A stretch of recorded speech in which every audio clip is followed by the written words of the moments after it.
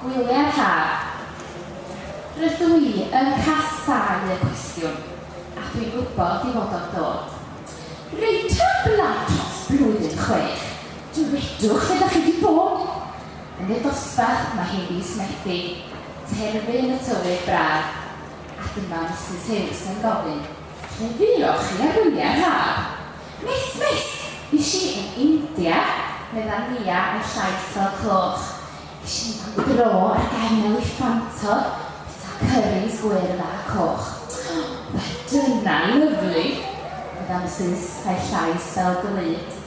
A beth am a ti, Siôn Parry, be ddys di'n y byd?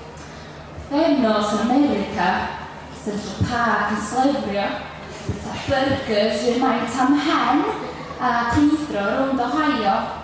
Mis, i Australia bell, medda Nerys Jones yn sydyn. Ges I weld sloth, koala, kangaroo, a nofio'r dolphins wedyn. Wel, diwylledig ydy'r gair. Ydych chi wir yn glod eich rieni? A beth sy'n fod I fyr trwy'r ffenest Elis Pew? Is di yn rhywle eleni?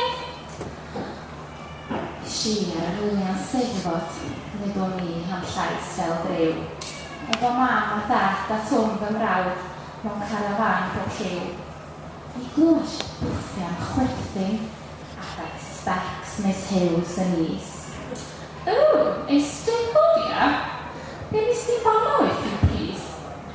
Wel, nes i'n beicio ar y maes carafana, Helsi Cerry ar y maes, welish I bar y plant Cymru, a dynion mewn ffrogiau llaes.